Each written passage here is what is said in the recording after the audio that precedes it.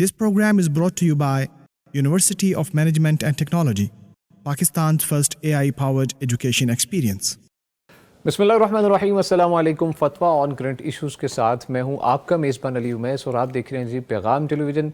उम्मीद करते हैं आप जहां होंगे खुश होंगे, बखैरोफियत होंगे और अपनी ज़िंदगी को बहुत ही अच्छे तरीके से गुजारते होंगे। हस्बे मामूल पीर और जुमेरात को आपकी खिदमत में हाजिर होते हैं आपके शरई मसाइल का हल लेकर। आप भी इस प्रोग्राम में लाइव कॉल के थ्रू शरीक हो सकते हैं।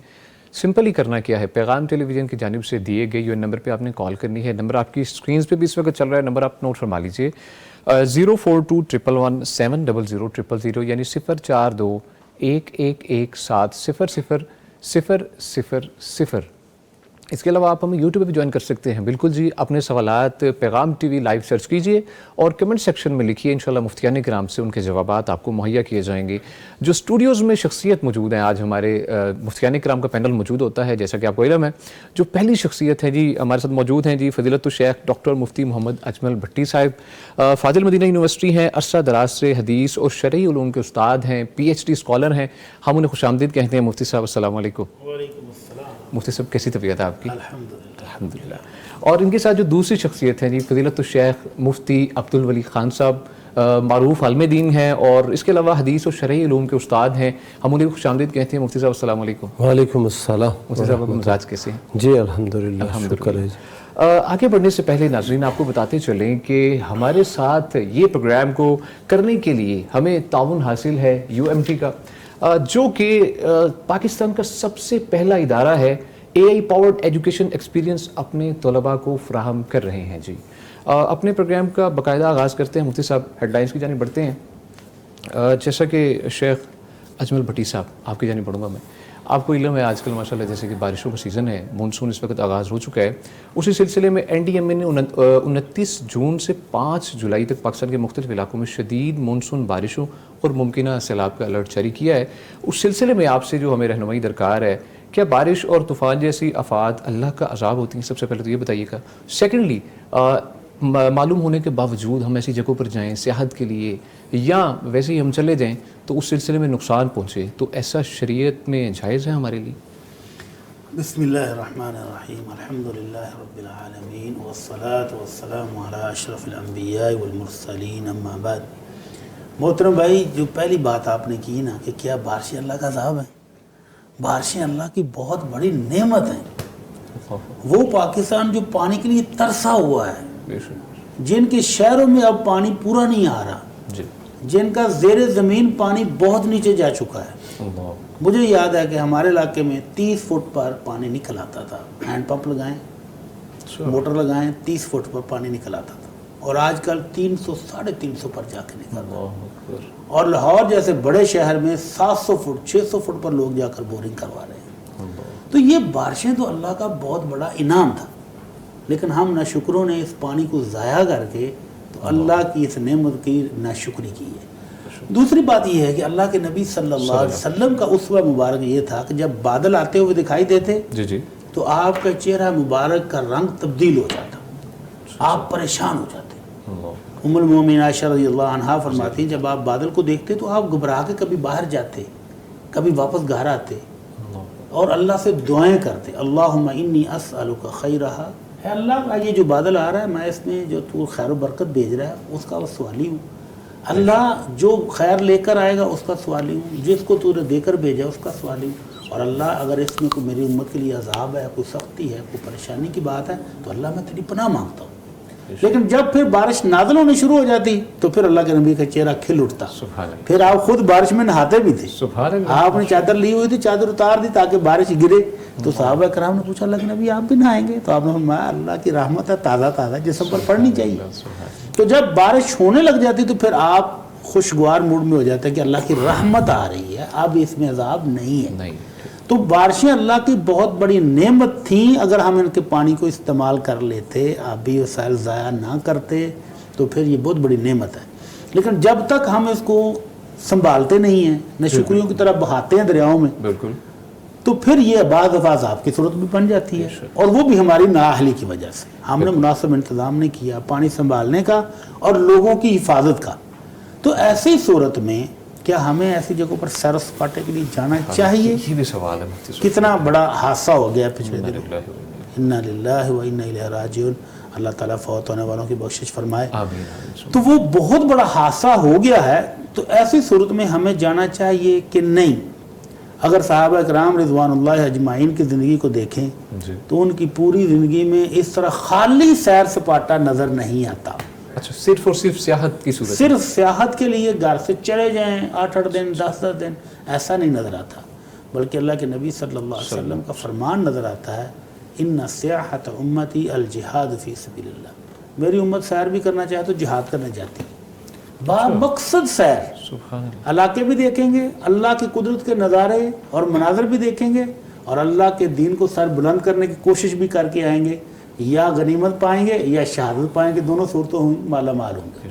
تو اگر بالکل صرف سیر سیاحت کے لیے بندہ فارغ وقت میں اللہ کی رحمت, اللہ کے نظارے دیکھنا جاننا چاہتا ہے, جائے, لیکن کسی ایسی جگہ پر جہاں خطرہ موجود ہے. جیسا کہ بارشوں کا سلسلہ آپ نے بتایا کہ 5 جولائی تک چل رہا ہے. بالکل ایسے. اور پہاڑی علاقے میں جب اوپر سے باریک پانی نیچے آتا ہے تو وہ اس کی رفتار تو گولی سے بھی تیز ہو جاتی ہے. بالکل ایسے. تو پھر وہ بندہ جس کو تیراکی بھی نہیں آتی, جس کو تو ہاتھ پاؤں چلانے بھی نہیں آتے, بالکل ایسے, وہ اگر دریا کے سینٹر میں کھڑا ہو کر سیلفیاں لے گا تو اس کو اللہ کا قرآن کہتا ہے وَلَا تُلْقُوا بِأَيْدِيكُمْ إِلَى التَّهْلُكَةِ. اپنے آپ کو خود ہلاکت میں نہیں ڈالو. اور دوسری جگہ پر اللہ کا قرآن کہتا ہے وَلَا تَقْتُلُوا أَنفُسَكُمْ إِنَّ اللَّهَ كَانَ بِكُمْ رَحِيمًا. اللہ تو بہت مہربان ہے, اللہ تمہارے ساتھ بڑی شفقت کرنے والا, تم خود کو قتل نہیں کرو.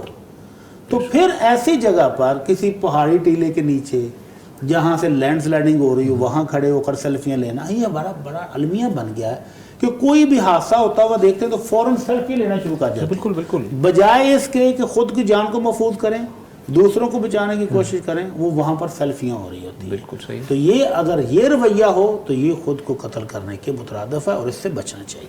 ٹھیک ہے جی, بہت شکریہ شیخ, آپ نے بہت تفصیل سے ماشاءاللہ سمجھایا ہے. اللہ تعالیٰ ہم سب کو محفوظ رکھے. اگلی ہیڈ لائن کی جانب بڑھنے سے پہلے کالر ہے, ان کی جانب بڑھوں گا. جی السلام علیکم. السلام علیکم, سلیم صاحب ہیں جی گجرانوالا سے. وعلیکم السلام. جی سر, کیسے ہیں جی آپ؟ جی الحمدللہ, آپ نے ٹھیک ہو؟ جی سر الحمدللہ. پوچھئے کیا پوچھنا چاہتے ہیں مفتی صاحب سے؟ میں سب پوچھنا چاہیے ہے کہ میں نے قربانی کے لیے جانور لیا تھا 3, اور قربانی کے جانور کا مسئلہ یہ ہو گیا کہ میں نے ارادہ کر لیا کہ میں بڑا جانور لے لوں. ٹھیک ہے, بڑا جانور لے لیا, پھر میں نے ارادہ کر لیا ایک جانور سیل کر دوں. سیل نہیں ہوا اور اب وہ تینوں کی قربانی نہیں کی لیکن عقیقہ کر لیا, آیا وہ ہو جاتا ہے؟ اچھا جی, ٹھیک ہے ٹھیک ہے جی, بہت شکریہ سلیم صاحب, آپ نے کال کی. مفتی شیخ فرمائیے. شیخ صاحب کو شیخ محترم. جی شیخ صاحب فرمائیے. جی قربانی کی نیت سے لیے تھے جانور, جی جی, تو اگر آپ نے نیت پر برقرار رہتے تو یہ بہت اچھا تھا. اللہ کے نبی صلی اللہ علیہ وسلم کا فرمان ہے انما الاعمال بالنیات. اعمال کی قبولیت کا دار و مدار نیت پر ہے. تو اگر اپنی نیت پر وہی قائم رہتے اور جس قربانی کی نیت سے لیے تھے اللہ کی راہ میں قربان کر دیتے, جو بہت اچھا ہے. لیکن اگر قربانی سے پہلے انہوں نے اپنی نیت تبدیل کر لی تو ان کا مال ہے, وہ جس نیت سے اللہ کی راہ میں خرچ کرنا چاہتے ہیں, عقیقہ بھی صدقہ ہی ہے, وہ بھی اللہ کی راہ میں ہے. قربانی انہوں نے پہلے کر لی ہے ایک جانور کی, تو زیادہ جانور کرنے ضروری بھی نہیں ہے. ایک گرانے کی طرف سے ایک قربانی کافی اور شافی ہے. تو اگر دوسرے جانور انہوں نے عقیقے میں کر لیے ہیں تو ان کا مال ہے, ان کو پورا حق حاصل ہے کہ وہ اپنی نیت تبدیل کر لیں. اور یہ بھی کوئی برا کام نہیں کیا انہوں نے, اور یہ بھی سنت کے مطابق ہی کیا ہے اور سنت سمجھتے ہوئے کیا ہے, تو بالکل ٹھیک ہے انشاءاللہ. ٹھیک ہے, بہت شکریہ شیخ. مفتی عبدالولی خان صاحب, آپ کی جانب بڑھوں گا. دوسری ہیڈ لائن ہے, جعلی واٹس ایپ اور کالز کے ذریعے مالیاتی فراڈ کرنے والا گروہ بے نقاب 6 ملزمان گرفتار ہو چکے ہیں. اس سلسلے میں فرمائیے گا کسی کو دھوکہ دے کر مال بٹورنا اور خاص طور پر آن لائن فراڈ کرنا جو ہے, شریعت میں اس کو کس طریقے سے دیکھا جا سکتا ہے کہ وہ اس کے اوپر کیا شرعی حدود نافذ ہو سکتی ہے؟ الحمدللہ والصلاة والسلام علی رسول اللہ, اما بعد. کسی کا مال بٹورنا, ہتھیار لینا, یہ حرام ہے. یہ کسی بھی طریق سے ہو, جی بالکل ٹھیک ہے, ڈاکے کے ذریعے سے ہو, چوری کے ذریعے سے ہو, آن لائن دھوکہ دہی سے ہو, کسی بھی طریقے سے ہو یہ حرام ہے۔ اللہ سبحانہ و تعالیٰ نے قرآن مجید کے اندر فرمایا وَلَا تَأْكُلُوا أَمْوَالَكُمْ بَيْنَكُمْ بِالْبَاطِلِ، تم ایک دوسرے کا مال آپس میں ناجائز اور باطل طریقے سے مت کھاؤ۔ یہ اللہ سبحانہ و تعالیٰ کا حکم ہے کہ مال جو ہے نا، دوسروں کا جو مال ہے وہ باطل طریقے سے ناجائز طریقے سے تم نے اسے کھانا نہیں ہے، یہ حکم ہے۔ اب اس میں تمام طریقے آ جاتے ہیں، چاہے بندہ دھوکہ دے آن لائن طریقے سے، واٹس ایپ کے ذریعے سے، کوئی اس طرح کوڈ معلوم کر کے بینک سے اس کے پیسے نکلوائے، یہ سارے طریقے حرام ہیں۔ اور اللہ کے نبی صلی اللہ علیہ وسلم نے فرمایا، صحیح ابن حبان کے اندر حدیث ہے، فرمایا من غشنا فلیس منا، جو ہم سے دھوکہ کرتا ہے وہ ہم میں سے نہیں ہے۔ اور پھر فرمایا والمکر والخداع فی النار، یہ جو مکر ہے، فریب کاری ہے اور اسی طرح دھوکہ دہی ہے، یہ آگ میں ہے۔ یعنی یہ شخص جو مکر اور فریب کرتا ہے، خداع اور دھوکہ دیتا ہے، یہ لوگ جہنم میں جانے والے ہیں، آگ میں جانے والے ہیں، اور حدیث یہ بالکل صحیح ہے۔ تو مسلمان کا جو مال ہے یہ تو حرام ہے دوسرے مسلمان پر۔ اللہ کے نبی صلی اللہ علیہ وسلم نے فرمایا کل المسلم علی المسلم حرام دمہ ومالہ وعرضہ، مسلمان کا مال، مسلمان کا خون، مسلمان کی عزت ایک دوسرے پر حرام ہے۔ اور پھر ایک اور حدیث میں اللہ کے نبی صلی اللہ علیہ وسلم نے فرمایا ان دماءکم واموالکم واعراضکم حرام علیکم کا حرمت یومکم ھذا فی بلدکم ھذا فی شہرکم ھذا، تمہارے مال، تمہارے خون، تمہاری عزتیں ایک دوسرے پر حرام ہے، جس طرح کہ اس شہر کی حرمت ہے، اس بیت اللہ کی حرمت ہے، اس مہینے کی حرمت ہے، جس طرح ان کی حرمت ہے اسی طرح تمہارے اموال کی حرمت اور عزت ہے ایک دوسرے پر۔ ایک اور حدیث بھی اسی حوالے سے ہے لا یحل مال امرئ مسلم الا بطیب نفس منہ، کسی بھی مسلمان کا مال حلال نہیں ہے مگر اس کی دل کے خوشی کے ساتھ۔ تو یہ جو سلسلہ چل رہا ہے یہ حرام ہے، اور حکومت وقت کو چاہیے کہ ایسے دھوکے بازوں کو گرفتار کر کے اور قرار واقعی سزا دے۔ اگر ان میں کوئی چور ہے اور جرم اس کا چوری کا ہے تو اس پر چوری کی حد نافذ کرے جب باقاعدہ شرعی طریقے سے ثابت ہو، ورنہ دیگر جو سزائیں ہیں قاضی اور جج اپنے ثوابدید کے مطابق ان کو تعزیری سزا دے، اور جن کا مال لوٹا ہے وہ مال ان تک واپس کیے جائے، ان کو جیلوں میں ڈالا جائے، جرمانہ نافذ کیے جائے، تو تب ہی یہ لوگ جو ہے نا اپنے اس غلط روش اور غلط طریقوں سے باز آئیں گے۔ اور میں اپنے دیگر مسلمان بھائیوں کو بھی یہ کہتا ہوں کہ اتنی جلدی نہ کسی کے دھوکے میں مت آؤ۔ بہت سے لوگ وہ بھی مال ہی کی حیرت میں کہ تمہارا مال بڑھ رہا ہے اور فلاں جگہ سے تمہیں مال ملنے والا ہے، لیکن اس سے پہلے تم نے کرنا کیا ہے، اتنے پیسے فلاں اکاؤنٹ میں جمع کروانے۔ اچھا وہ کہتے چلو کوئی 1000 1500 2000 روپے ہے یہ جمع کرا لیں گے، اور 1 لاکھ روپے تو ملنے والا ہے، نہ ملے تو کوئی اچھا ایسے پھر وہ کہتے ہیں اور جمع کرو اور جمع کرو۔ تو یہ تھوڑا سا بندے کو نا مسلمان کو محتاط اور حذر اور چکنا ہونا چاہیے۔ بالکل، بہت شکریہ مفتی صاحب۔ کالر ان کی جانے پڑے گی۔ جی السلام علیکم، شبانہ صاحبہ ہیں گجرانوالہ سے۔ آپ سے صرف یہ گزارش ہے کہ آپ اپنے ٹی وی کا والیوم بند کر لیں تاکہ آپ کی آواز ہم تک پہنچ سکے اور ہماری آپ تک بہتر طریقے سے پہنچ سکے۔ جی فرمائیے گا۔ جی بھائی میں نے مفتی عظمت صاحب سے یہ سوال کرنا ہے کہ میری بہن، ہم دونوں بہنیں نا ایک گھر میں ہیں۔ اچھا۔ تو چھوٹی بہن کا نا میاں نشہ کرتا ہے، تو اس نے ایک دفعہ اسے طلاق دے دی کہ میں نے تمہیں طلاق دی، تو میری طرف سے فارغ ہے، تو چلی جا۔ بعد میں 15 دن کے اندر ان کی صلح ہوگی۔ پھر اس نے وقفے سے یہی کہا کہ میں نے تمہیں فارغ کر دیا، تو جاتی کیوں نہیں ہے؟ پھر صلح ہو جاتی تھی. اب تیسری دفعہ اس نے کہا کہ میں نے تمہیں طلاق دی, میں نے 50 دفعہ تمہیں طلاق دی, تو میری طرف سے فارغ ہے. وہ بھائی لوگ آ کے نا اس کو لے گئے. تو اب وہ کہتا ہے میں نے تو طلاق دی ہی نہیں. تو جا کے پھر اس کو بھی لے آیا ہے. اس کی بیوی بھی ایک حساب سے نا سمجھ لے کے ہے تو میری بہنی ہے, لیکن اچھی عورت نہیں ہے نا, میں سمجھتی ہوں. یہ کہنے تو بات نہیں چاہیے نا مجھے, لیکن دونوں میاں بیوی جھوٹ بھی بولتے ہیں, غلط بیان بھی کرتے ہیں.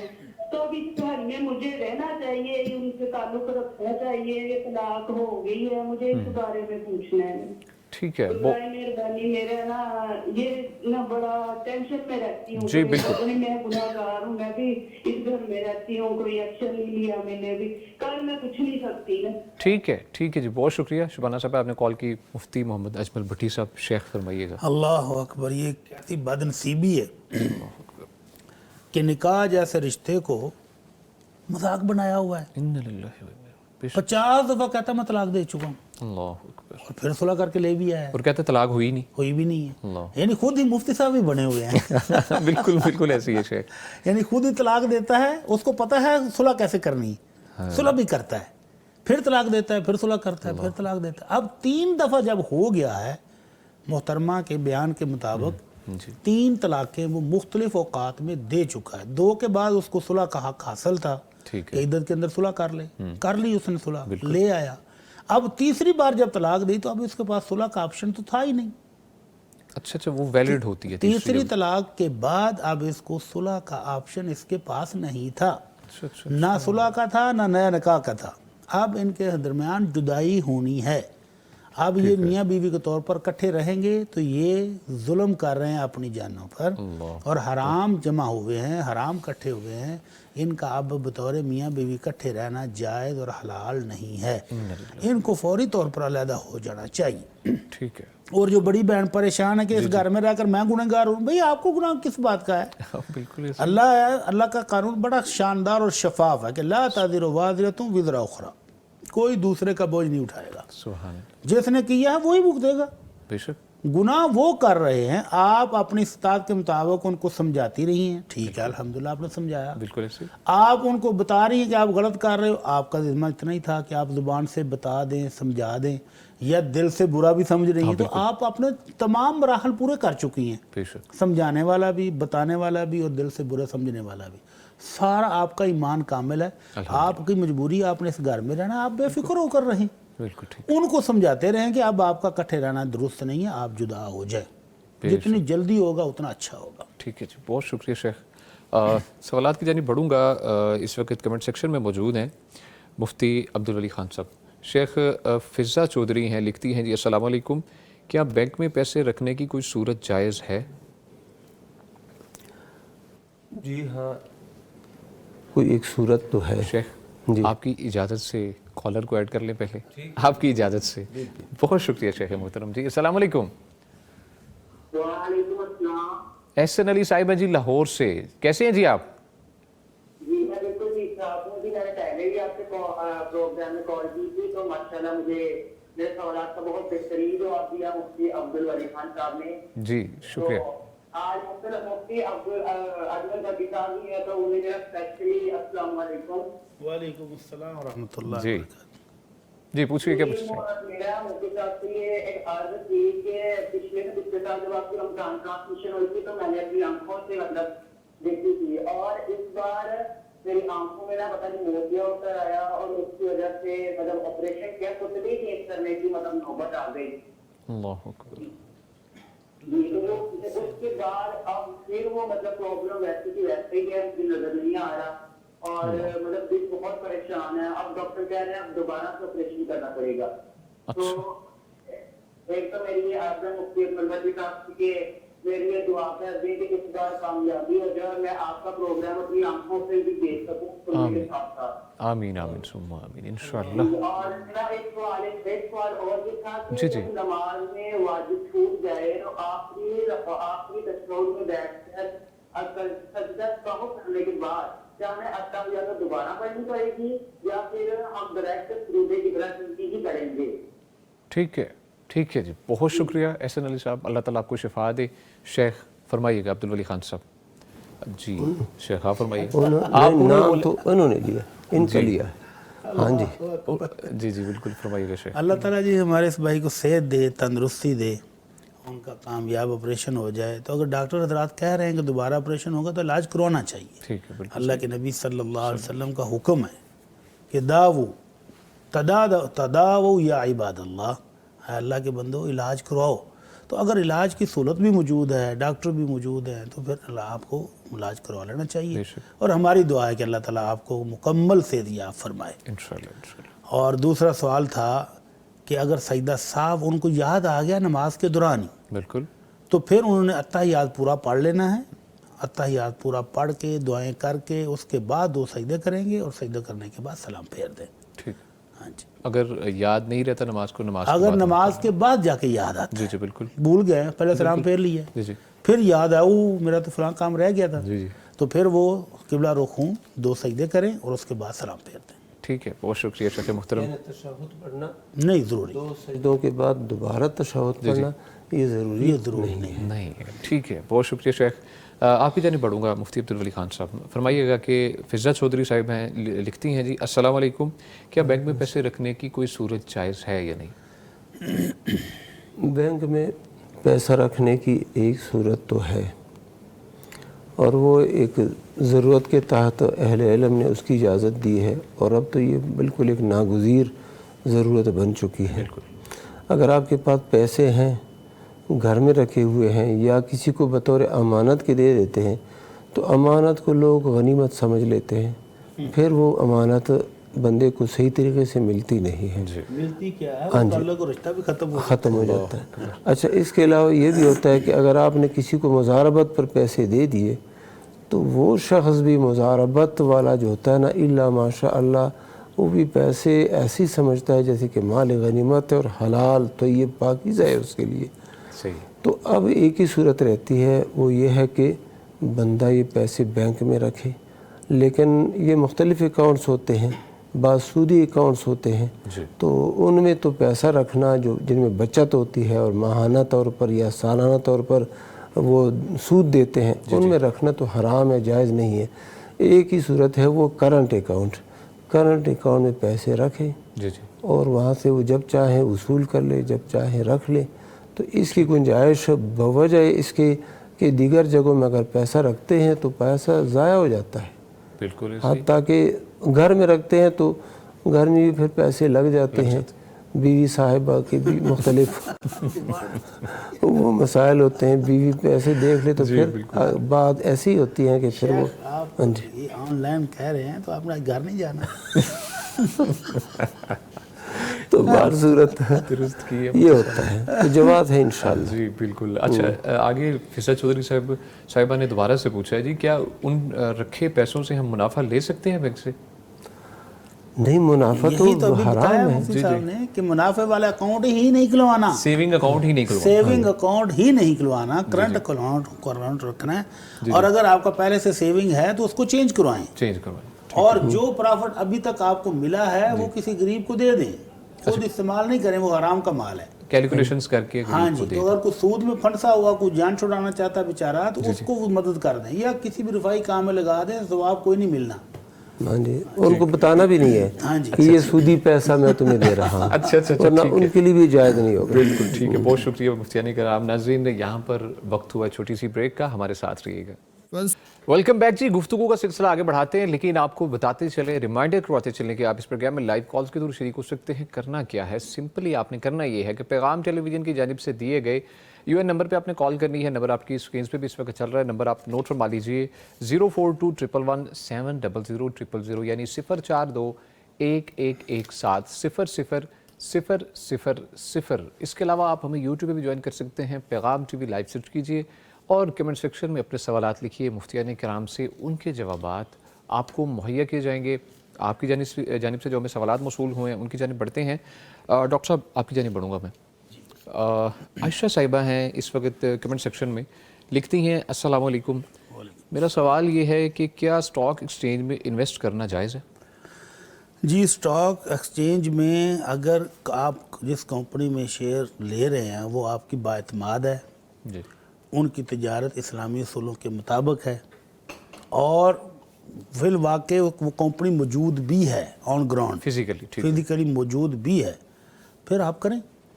اور اگر وہ گراؤنڈ میں موجود ہی نہیں ہو، بس کاغذی کمپنی ہو، جیسے آج کل اکثر فراڈ ہو رہا ہے آن لائن، یا اس کے تجارت کے اصول اسلامی نہ ہوں، نفع اور نقصان کی شراکت پر جس پر قوانین کی طرح شرکت کر رہے ہیں وہ اسلامی نہ ہوں، یا اس کمپنی کے اندر سود کا لین دین ہو، یا وہ کمپنی کو ایسی پروڈکٹ بیچ رہی ہے جو شرعاً بیچنا حرام ہے، تو پھر آپ اس میں شراکت نہیں کر سکتے۔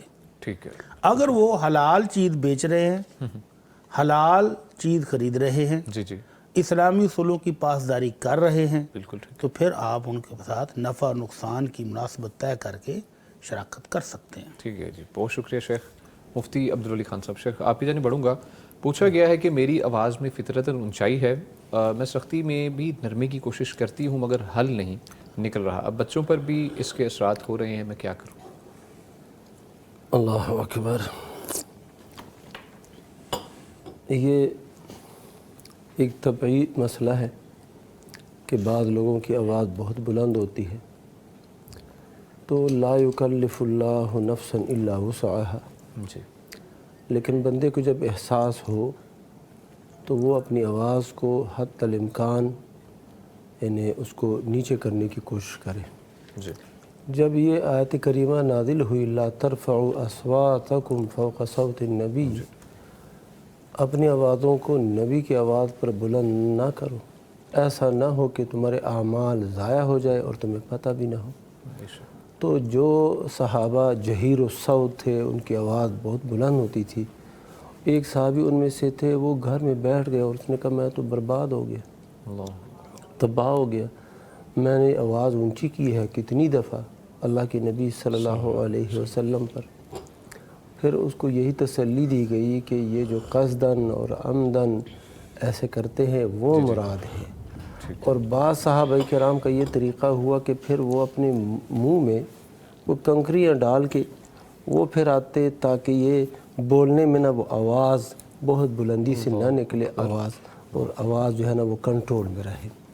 تو ہم اپنی اس بہن کو یہی کہتے ہیں کہ آواز کو کنٹرول کرنے کی کوشش کریں، اور آپ خود کہہ رہی ہیں کہ اس کا جو اثر ہے بچوں پر بھی پڑ رہا ہے، وہ بھی پھر بلند آوازی سے کام لیتے ہیں، بلند آواز میں گفتگو کرتے ہیں والد کے سامنے، دیگر بڑوں چھوٹوں کے سامنے۔ تو اپنی آواز پر کنٹرول کرنے کی کوشش کریں، اس کو آہستہ بولنے کی عادت خود بھی ڈالے، بچوں کو بھی ڈلوائے، تو انشاءاللہ باقی جس کام میں نہ بندے کو کنٹرول نہ ہو اور قابو نہ آتا ہو تو لا یکلف اللہ نفسا الا وسعها، اللہ تعالیٰ کسی کو اس کی طاقت سے زیادہ مکلف نہیں بناتا۔ ٹھیک ہے، بہت شکریہ شیخ۔ کالر ہے ان کی جانب بڑھیں گے جی۔ السلام علیکم۔ وعلیکم السلام ورحمۃ اللہ وبرکاتہ۔ تمام چینل کے جتنے بھی ہیں کرتا یہ سب کو میرا سلام ہے۔ وعلیکم السلام جی سر، عابد صاحب کیسے ہیں آپ؟ الحمدللہ جی، اللہ کا شکر ہے۔ اور میرا یہ سوال تھا کہ مسجد میں اکثر دیکھا گیا ہے کہ نماز پڑھ کے ہم جب ذکر و قرب کرتے ہیں اور بھی لوگ بیٹھے ہوتے ہیں کہ تسبیحات کر رہے ہیں، ذکر کر رہے ہیں، کہ مسجد میں جانے سے پہلے ہیں نماز میں تو مناسب ہے لیکن وہ سجدہ طویل کیا جاتا ہے، اس لیے مجھے نہیں آج تک وہ پتہ چل سجدہ کہاں ہے، بیچ میں اس کا کوئی حقیقت۔ اور اب یہ ہے میں یہ پوچھنا تھا کہ یہ جو مانگتے ہیں ہاتھ اٹھا کے ہی کہا جاتا ہے نماز دعا مانگنی چاہیے نا، آپ کی عابد صاحب آپ کی آواز تھوڑی سی کٹ گئی ہے اندر، آپ دوبارہ سے یہ سوال دہرائیے گا۔ میں نے یہ کہنا تھا کہ ایک تو نماز پڑھتے ہوئے لوگ دیکھتے ہیں کہ ذکر کا عرب کرتے ہیں، آتے وقت ایک سجدہ کرتے ہیں، سجدہ کرنے کے بعد مسجد چلے جاتے ہیں۔ بالکل ٹھیک ہے۔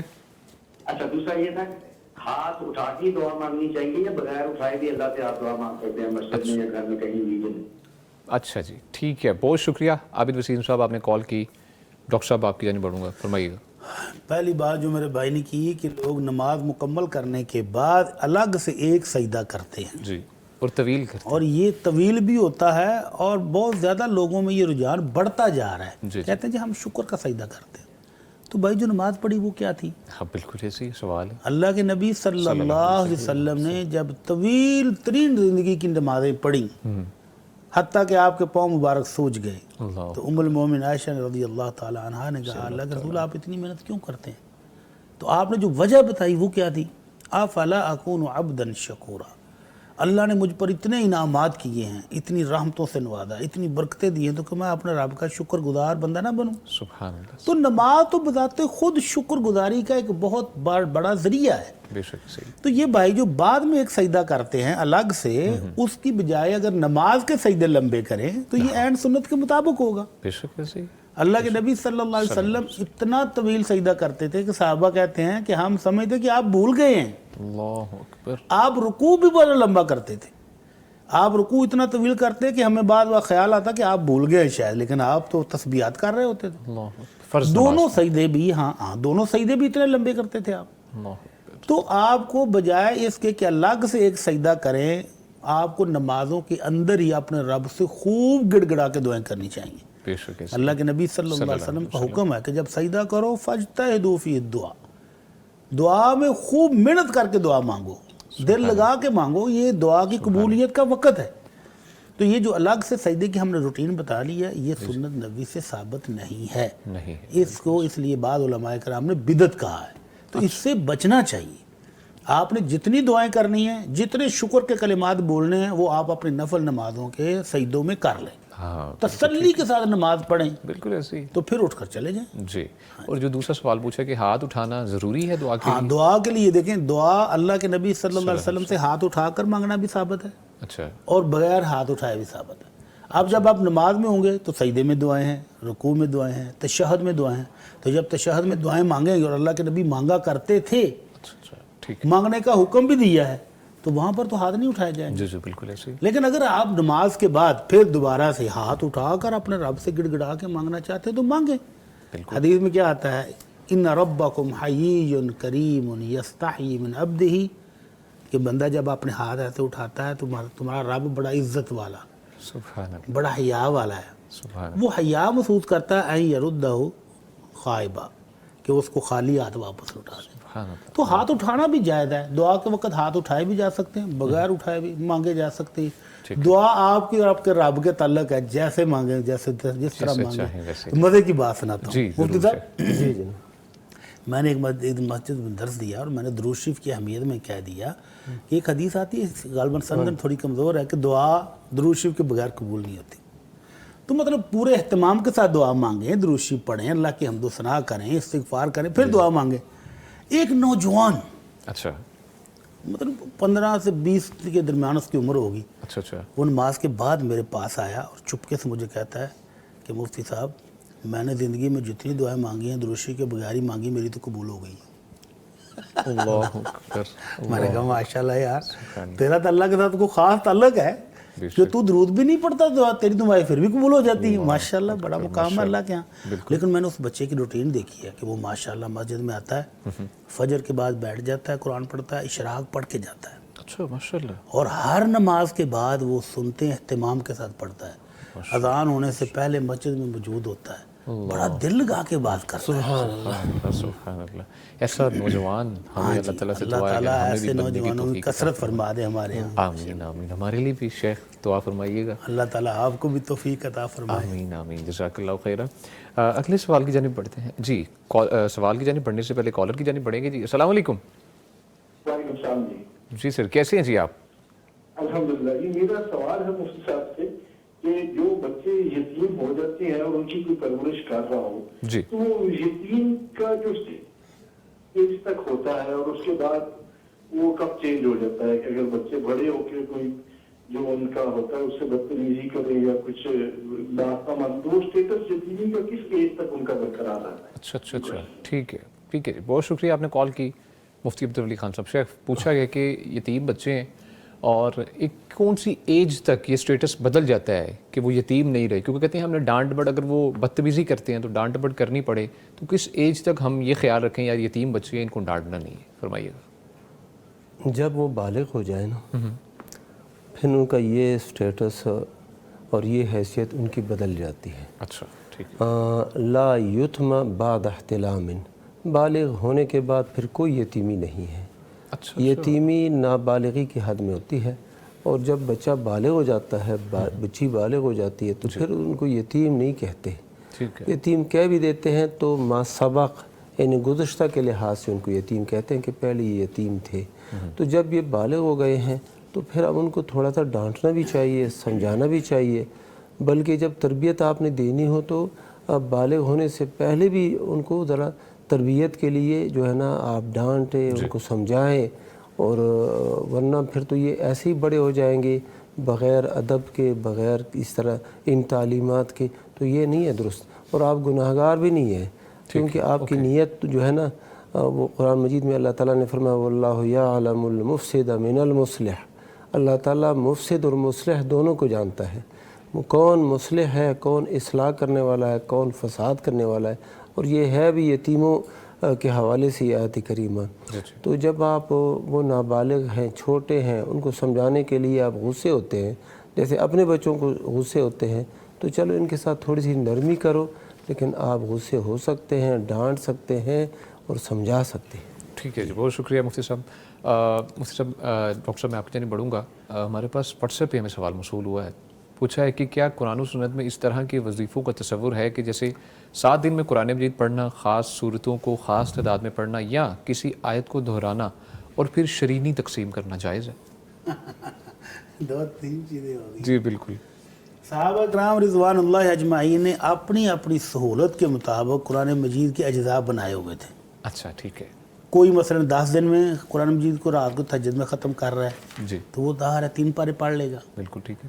کسی نے زیادہ پڑھ لیے، کسی نے کم پڑھ لیے، کسی نے مخصوص صورتیں جوڑا جوڑا بنا کے رکھی ہوئی تھی کہ میں آج یہ پڑھوں گا، کل یہ پڑھوں گا۔ تو ہر بندے نے اپنی سہولت کے مطابق تہجد کی نماز میں جو کہ نفل ہے اس میں قرآن مجید پڑھنا ہوتا تھا۔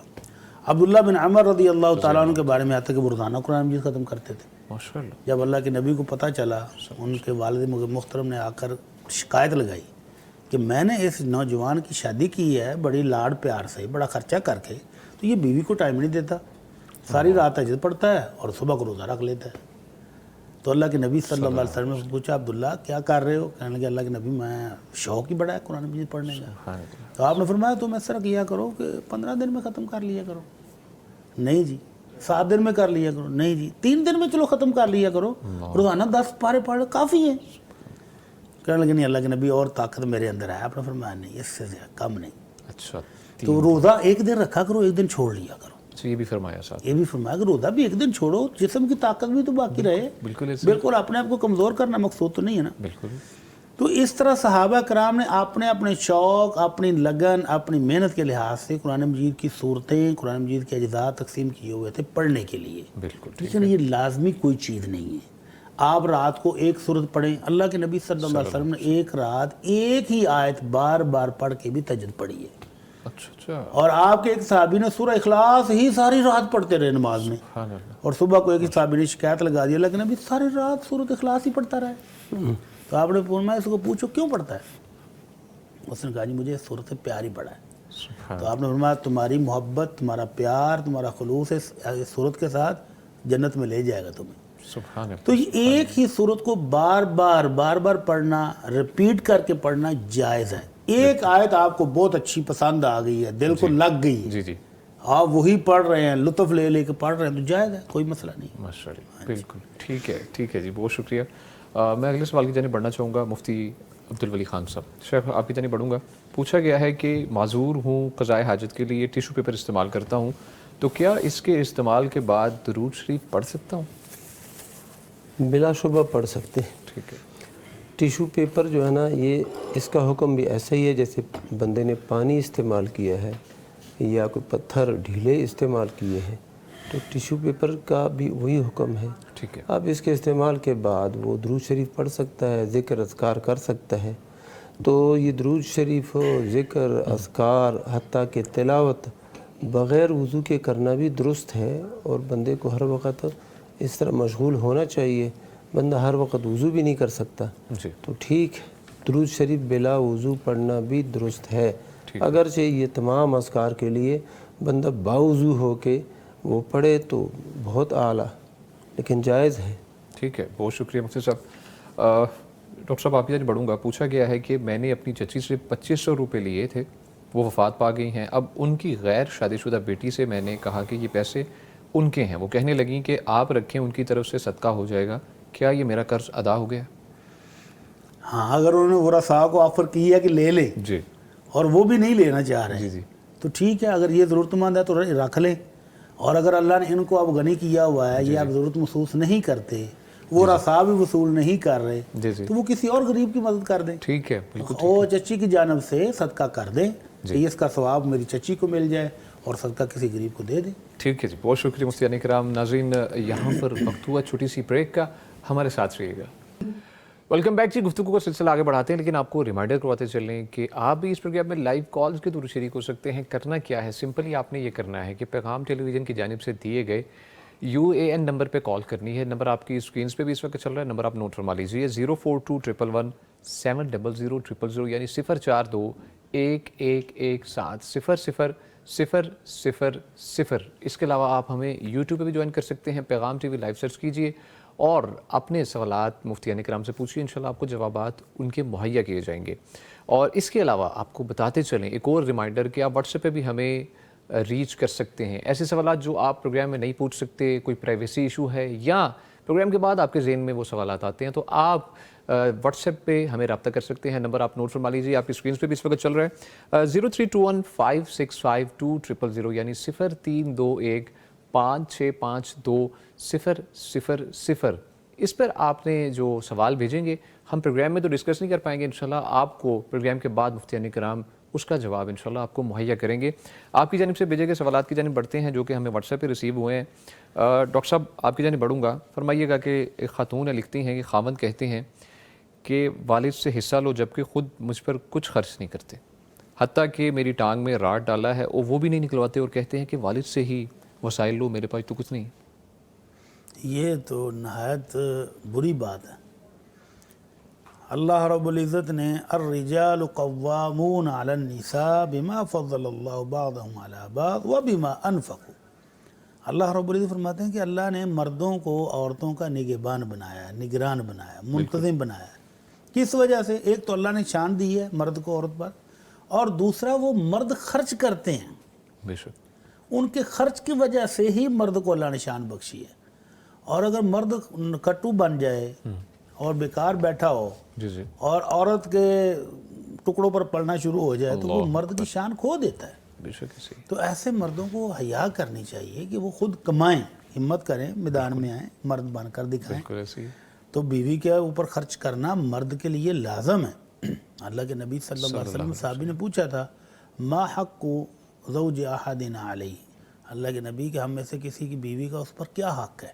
جی. تو آپ نے فرمایا تھا ان تطعمها اذا طعمت، جب تم خود کھانا کھاؤ تو اس کو بھی کھلاؤ، وتکسوها اذا اکتسیت، جب اپنا لباس بناؤ تو اس کا بھی بناؤ.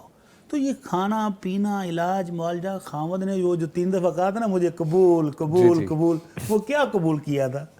اس وقت مولوی صاحب نے پوچھا ہاں بھائی قبول ہے، تو کہتا تھا قبول ہے قبول ہے، بڑا اونچی بولتا تھا. تو وہ ذمہ داریاں قبول کی تھی نا، بے شک ایسے ہی. بے شک وہ ذمہ داریاں کہا تھا کہ مجھے قبول ہیں، آج کے بعد اس کی ساری معاشی ذمہ داریاں، مالی ذمہ داریاں میرے اوپر، میں قبول کرتا ہوں. بالکل اس وقت آپ نے بھری مجلس میں قبول کیا تھا تو آپ نبھائیں نا بھائی. بالکل ایسے ہی.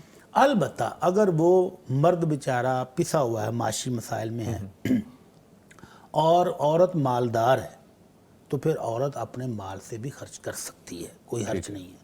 سیدنا عبداللہ بن مسعود رضی اللہ تعالیٰ عنہ کی زوجہ محترمہ سیدہ زینب آئیں، اللہ کے رسول صلی اللہ علیہ وسلم نے صدقے کی ترغیب دلائی تھی کہ صدقہ کرو، اور خواتین بھی کریں بھائی جن کے پاس مال ہے. تو وہ کہنے لگے اللہ کے نبی میرے پاس کوئی سونا ہے، میں صدقہ کرنا چاہتی ہوں. تو میرا خاوند عبداللہ بن مسعود رضی اللہ تعالیٰ عنہ کہتے ہیں کہ تمہارے صدقے کا میں ہی زیادہ مستحق ہوں، مجھے ہی دے دو، کیونکہ گھر میں کچھ یتیم بچوں کو پرورش ہو رہی تھی تو ان پر بھی خرچہ آتا ہے. بالکل. تو عبداللہ بن مسعود رضی اللہ تعالیٰ عنہ کی اپنی آمدن کم تھی تو ان کا وہ صدقہ مجھے ہی دے دو. تو اللہ کے نبی صلی اللہ علیہ وسلم نے فرمایا ہاں عبداللہ صحیح کہہ رہا ہے.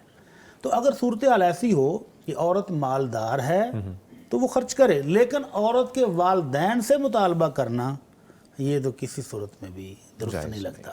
البتہ اگر خامد بیمار ہے، معذور ہے، کما نہیں سکتا اور وہ مجبوراً عورت کے والدین سے کچھ ہیلپ لینا چاہتے ہیں اور وہ دے دیں تو ان کی مہربانی ہے، ان کا شکریہ ادا کرنا چاہیے. لیکن فورس کر کے کہ تم لاؤ، بالکل بالکل یہ تو گھٹیا پن ہے. بالکل ایسی ہے. ٹھیک ہے جی, بہت شکریہ جی. شیخ فرمائیے گا. سوال میں یہ بھی ہے کہ وہ اپنے والد سے حصہ لے لو. جی, حصہ لے لو. ہاں پہلا حصہ سوال کا جو پہلا حصہ ہے اس میں یہ ایڈ آن. اچھا, حصہ والد زندہ ہے, ہاں جی اب اس کا یعنی کہ وہ میراث کا جو ان کا بنتا ہے نا, جو حصے میراث میں جو حصہ بنتا ہے, یہ کہتا ہے وہ والد سے لے لو. تو والد محترم ابھی زندہ ہے, میراث کی تقسیم ہو ہی نہیں سکتی, اور یہ ابھی سے کہہ رہا ہے کہ جو تمہارا حصہ بنتا ہے نا وہ لے لو.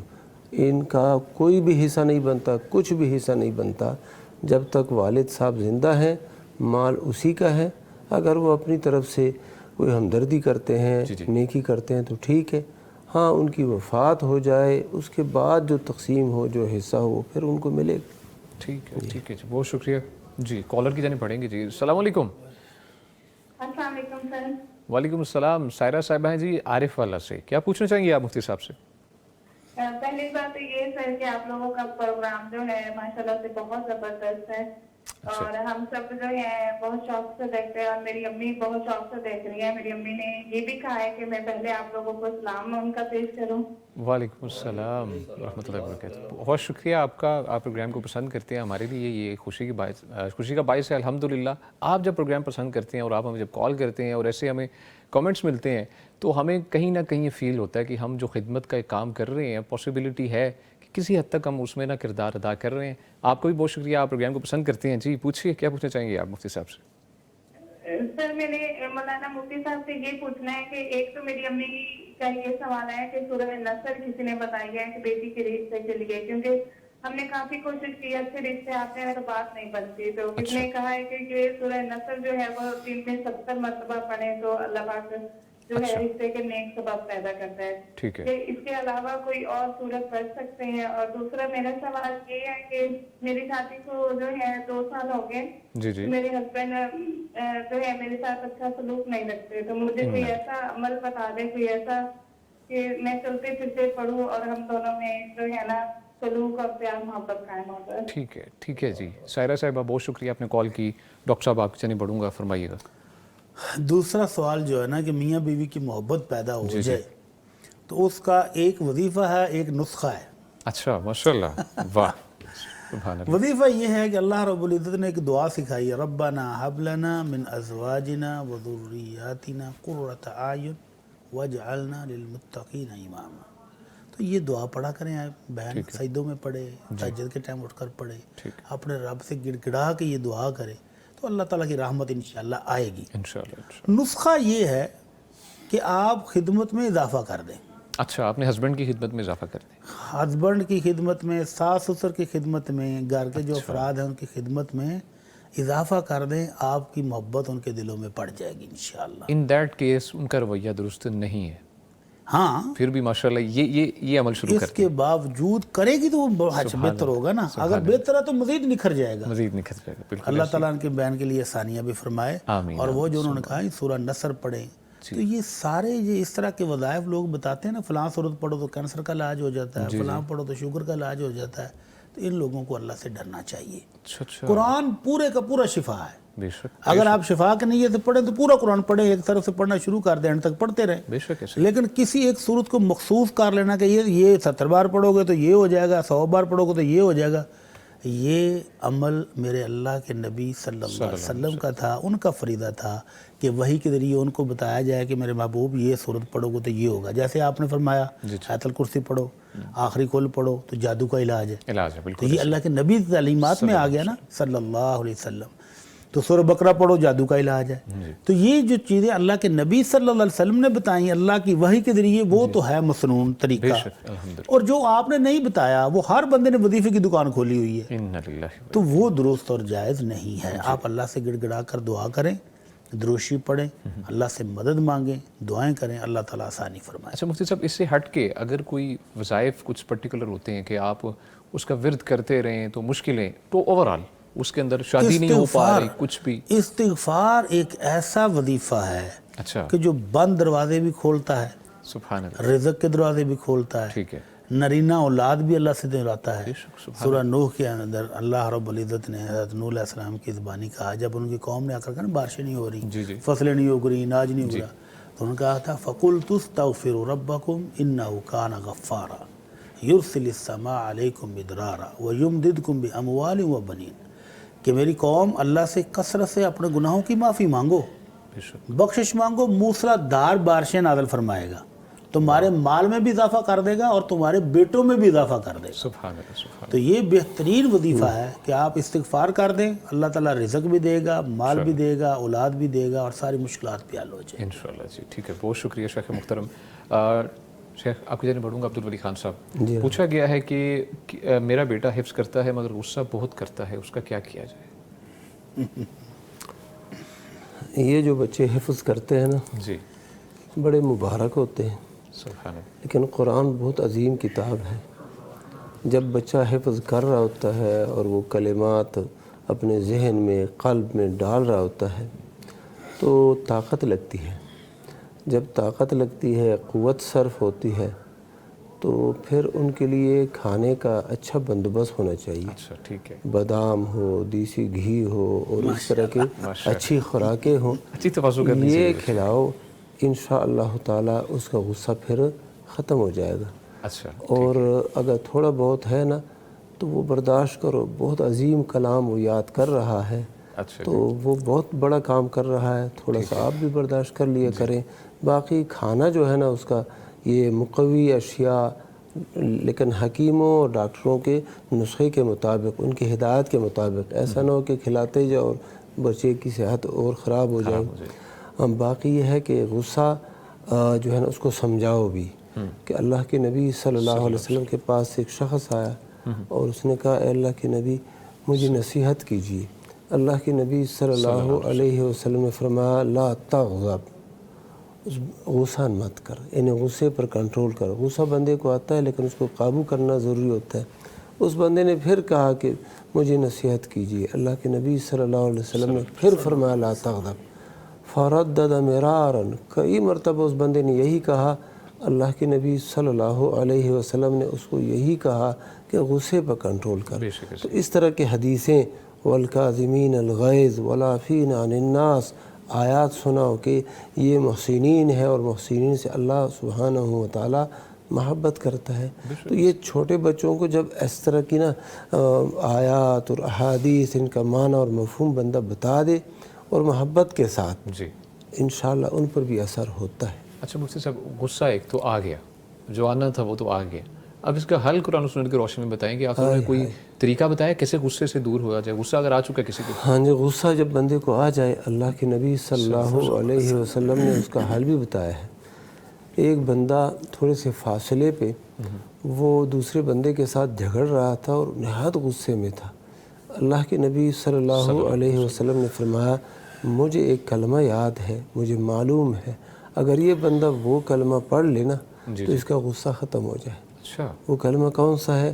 وہ ہے اعوذ باللہ من الشیطان الرجیم۔ تو وہ جو ساتھ کھڑا تھا نا بندہ، اللہ کے نبی صلی اللہ علیہ وسلم کی بات سن کے اس بندے کی طرف گیا اور کہا کہ اعوذ باللہ پڑھو، غصہ تیرا ختم ہو جائے گا۔ اس نے کہا میں کوئی مجنون ہوں، اس نے وہ نہیں پڑھا، مزید غصہ آ گیا۔ مزید غصہ آ گیا۔ تو بہرصورت اعوذ باللہ من الشیطان الرجیم یہ ہے۔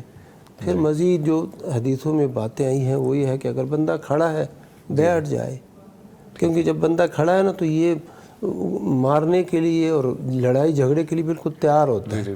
بندہ بیٹھ جائے، اس کا غصہ مزید کم ہو جاتا ہے۔ وضو کرے تو پھر بھی اس سے نا وہ غصے کی جو ہے نا حدت اور شدت اس کے اندر کمی آ جاتی ہے۔ ٹھیک ہے ٹھیک ہے جی، بہت شکریہ مفتی وہ عبدالولی خان جو صاحب۔ جی مفتی ڈاکٹر صاحب، صاحب نے پہلی بات کی نا، میں اس کی تائید میں تھوڑا سا اور کہنا جی چاہتا جی ڈاکٹر صاحب ضرور، ہوں کہ بچے کی خوراک اچھی بنائے نا، حافظ صاحب کو کچھ تو پروٹوکول دے نا، بالکل ایسے ہی ہے سر، بالکل اس کو کوئی بادام، کوئی کشمش، کوئی دودھ کا پیالہ صبح ناشتے میں دیں۔ سبحان اللہ۔ صحت بحال ہوگی نا تو چڑچڑاپن کم ہو جائے گا۔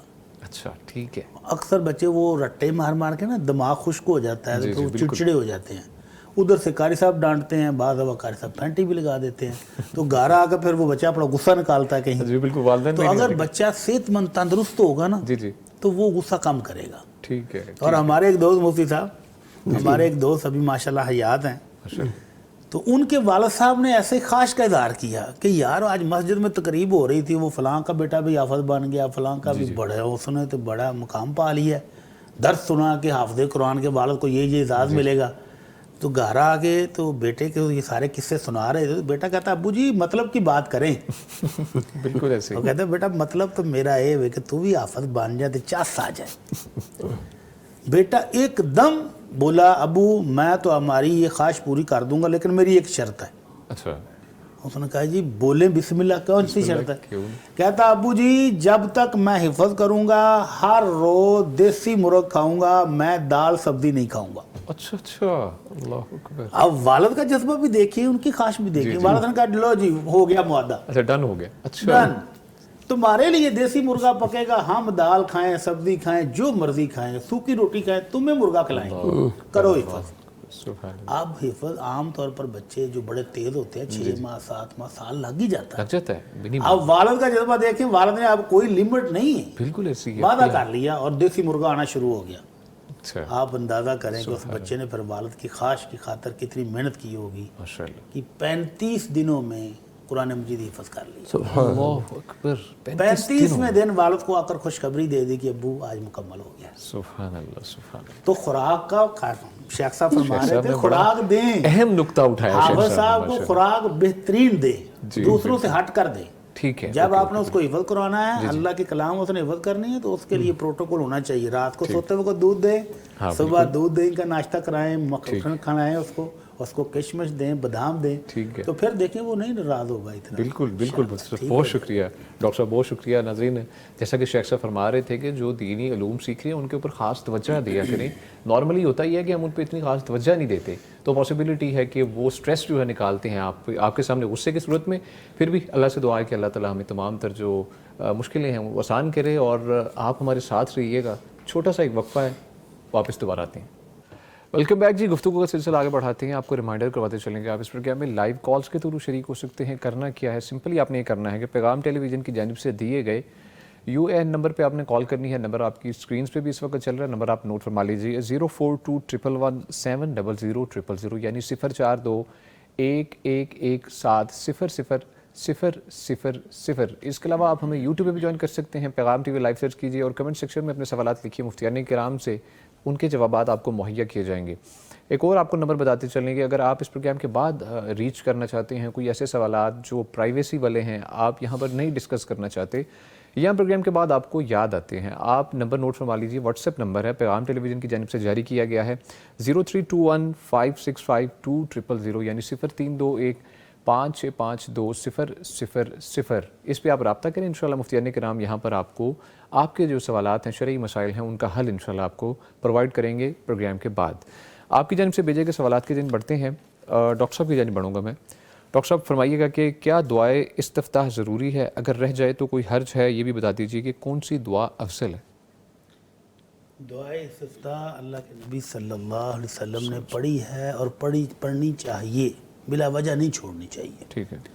حضرت ابو ہریرہ رضی اللہ تعالی عنہ نے جب اللہ کے نبی سے پوچھا تھا کہ اللہ کے نبی صلی اللہ علیہ وسلم آپ اللہ اکبر کہنے کے بعد کچھ دیر خاموش رہتے ہیں، اس میں آپ کیا پڑھتے ہیں؟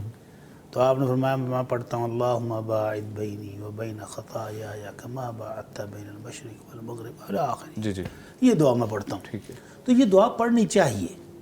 البتہ اگر کوئی بندہ جماعت میں آیا ہے، جماعت میں ملا اور اس دیکھ رہا ہے کہ امام صاحب قرات کر رہے ہیں سورہ فاتحہ کے بعد والی صورت اور اب رکعت ختم ہونے والی ہے، تو وہ رکعت کا ثواب پورا پانے کے لیے اگر دعائے استفتاح چھوڑ کے خالی سورہ فاتحہ بھی پڑھ لے تو اس کی رکعت انشاءاللہ پوری ہو جائے گی.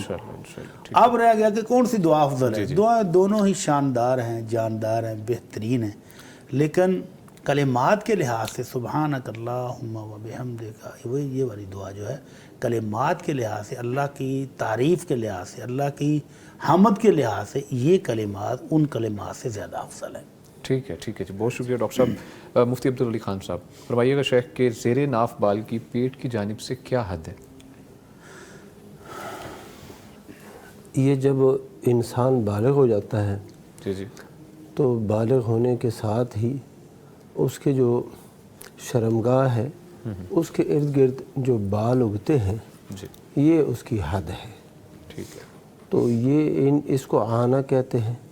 اس آنا کو مونڈنا، یہ بال ان کی صفائی کرنا، ازالہ کرنا یہ ضروری ہے. تو باقی پیٹ کے اوپر بھی، ناف سے نیچے اس حصے پر بھی بال اگ آتے ہیں، لیکن یہ آنا کا حصہ نہیں ہے. یہ ہر انسان پر یہ مرحلہ آتا ہے. تو شروع میں پیٹ کے اوپر بال نہیں ہوتے. ہاں اس جگہ پر یہ جو شرمگاہ ہے اس کے ارد گرد اس موضع پر، اس جگہ پر بال ہوتے ہیں. اسی کو صاف کرنا، ان بالوں کا ازالہ کرنا یہی لازم ہے اور یہی اس کے حد ہے. ٹھیک ہے جی، بہت شکریہ ڈاکٹر صاحب. میں آپ کی جانب بڑھنا چاہوں گا. ایک بڑا انٹرسٹنگ سوال ہے کہ کیا شوہر بیوی کی اجازت کے بغیر تبلیغ پر جا سکتا ہے؟ ماشاء اللہ. آپ شادی شدہ ہیں؟ نہیں مفتی صاحب ابھی شادی. لو پھر آپ کو تو ابھی مسئلہ ہی کوئی نہیں. مفتی صاحب آپ اجازت لے کر آئے ہیں. ساری باتیں یہاں تو نہیں بتائی جاتی. دیکھیں جی، تبلیغ اللہ کے دین کی فریضے کے لیے گھر سے نکلنا جی جی اور طویل عرصہ تک باہر رہنا، بیوی بچوں کے حقوق سے غافل رہنا، یہ بھی درست نہیں ہے. ٹھیک ہے. لیکن اگر بیوی بچوں کے مناسب اخراجات، مناسب وسائل ان کو دے دیے جائیں اور رضامندی سے 10 دن 15 دن 20 دن کے لیے جانا چاہے تو جا سکتے ہیں.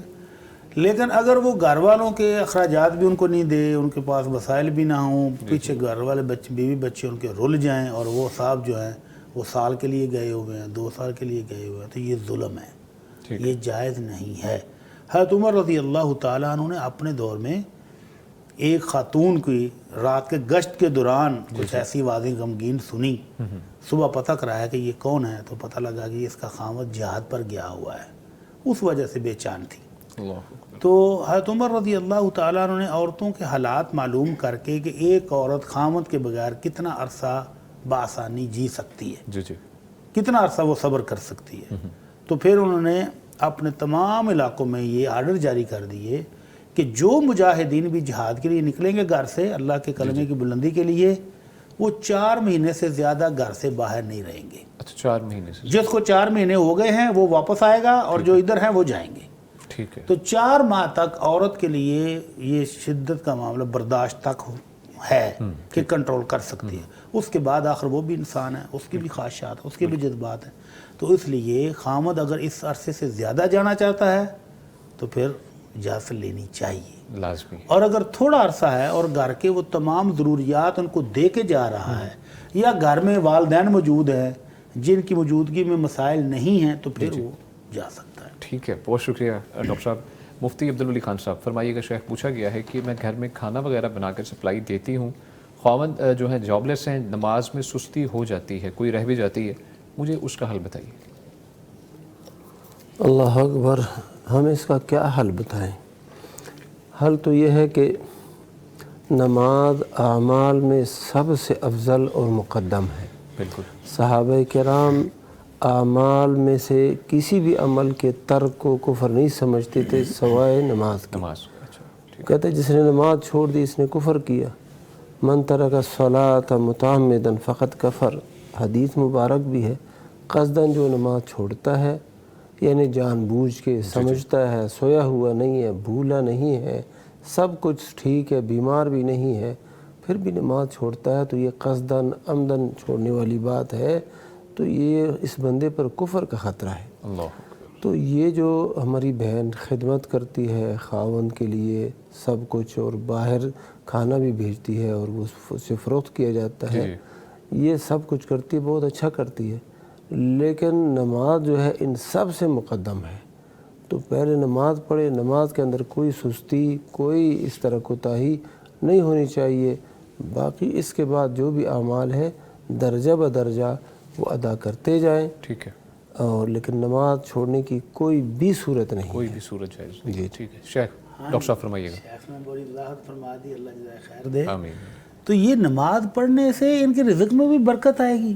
بے شک. جتنا یہ اللہ کے قریب ہوں گے، جی جی اللہ ان کے قریب ہو جائے گا اور ان کو برکت دے دے گا. سبحان اللہ. تو نماز چھوڑ کے کاروبار کریں گے تو برکت ختم ہو جائے گی.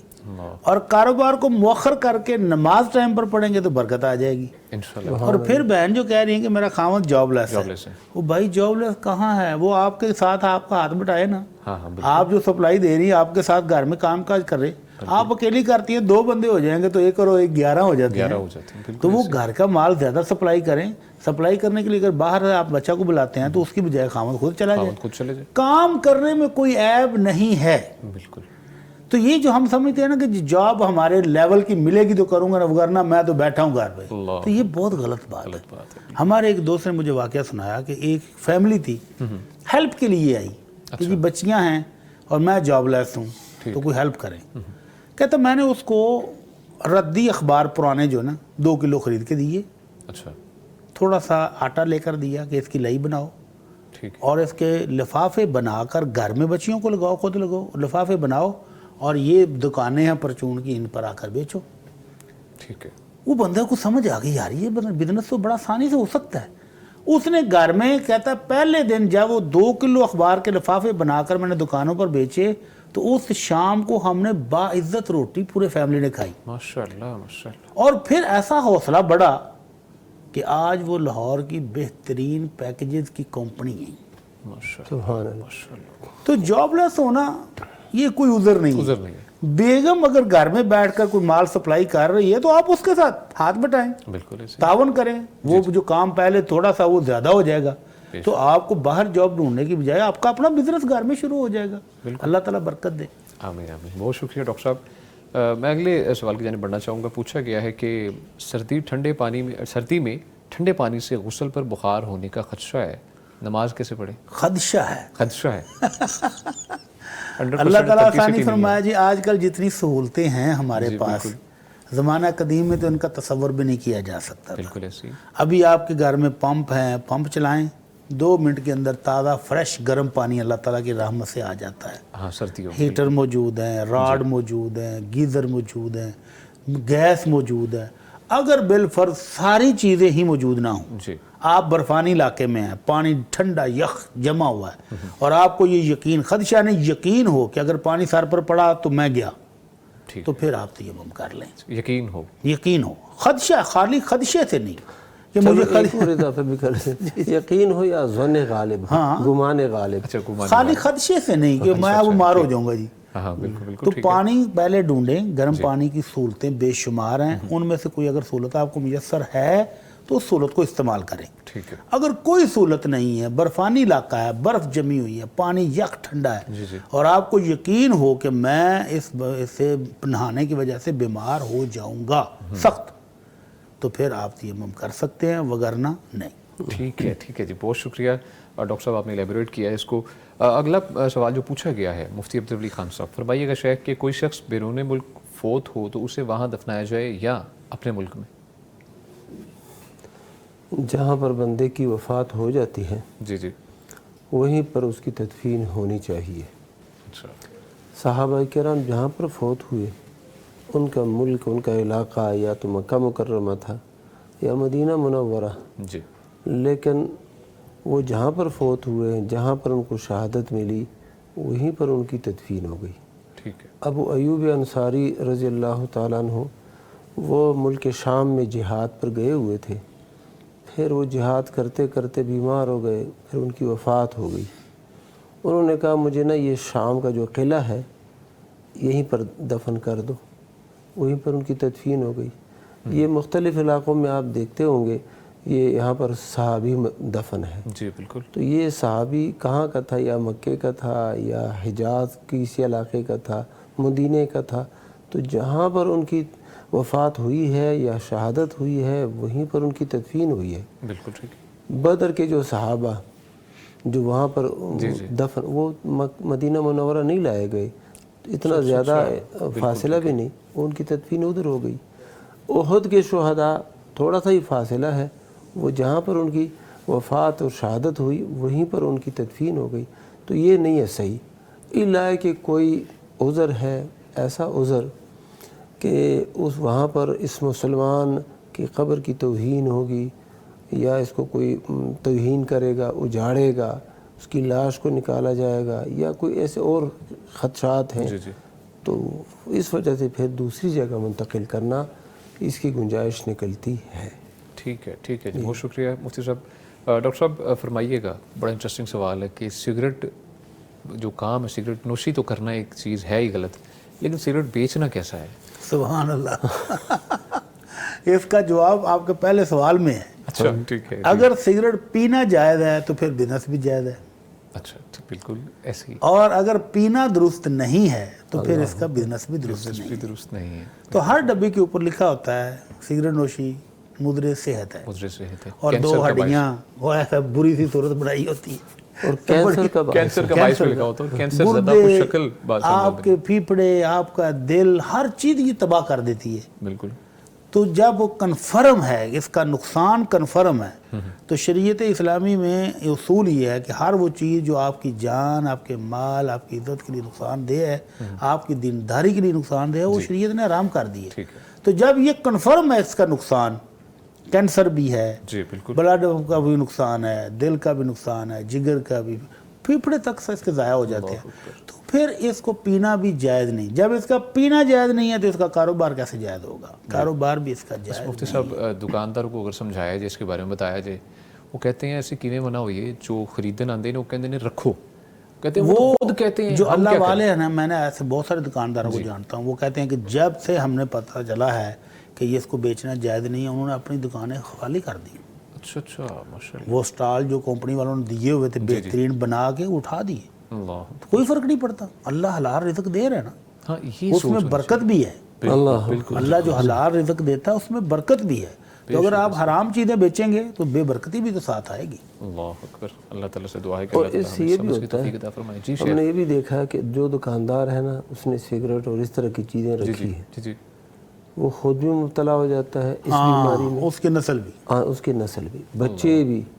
وہ اپنی دکان ہوتی ہے وہاں پر سگریٹ اٹھا لیتے ہیں, پینا شروع کر دیتے ہیں. اور ایک بہت بڑا نقصان جو سگریٹ کا ہے, نسوار کا ہے, وہ منہ کی بدبو کا ہے. تو یہ منہ کی بدبو جو ہوتی ہے نا, اس سگریٹ والوں کی منہ سے اور پینے والوں کی منہ سے, نسوار رکھنے والوں کے منہ سے بہت شدید بدبو آتی ہے. تو یہ مجلس میں کسی جگہ اپنی بیوی کے پاس, تو یہ بہت بڑی اذیت والی بات ہوتی ہے. بالکل. بہت شکریہ مفتیان کرام. مفتی عبدالولی خان صاحب فرمائیے گا شیخ کہ ہمارے ساتھ ایک ایسا آدمی ہے ہاسٹل میں جو نماز نہیں پڑھتا, صرف جمعہ پڑھتا ہے, اس کے ساتھ ہمارا رویہ کیسا ہونا چاہیے؟ ہمارا رویہ اس کے ساتھ خیر خواہی والا ہونا چاہیے. اور کیسے خیر خواہی والا؟ کہ جب ہم نماز پڑھنے کے لیے جائیں تو اس کو اٹھا کے لے جائیں, اس کو اٹھا کے لے جائیں, اس کو ساتھ لے جائیں. اور ساتھ لے جانے کے لیے جب اپنے ایک دوست, ایک ساتھی, ایک محلے دار, اس کے ساتھ ہماری بے تکلفی ہوتی ہے نا, تو ہم اسے کھانے کے لیے لے جا سکتے ہیں, سفر پہ لے جا سکتے ہیں, کاغان اور ناران کا کہیں تو ادھر لے جا سکتے ہیں. تو مسجد بھی لے جا سکتے ہیں. اپنا رویہ, اپنا اخلاق ایسا اپناؤ کہ وہ آپ کی بات موڑ ہی نہ سکے. اچھا, نماز کا وہ انکاری نہیں ہے, نماز جمعہ پڑھتا ہے, تو یہ باقی نمازوں کی اہمیت بھی اس کو بتاؤ, ساتھ لے جاؤ.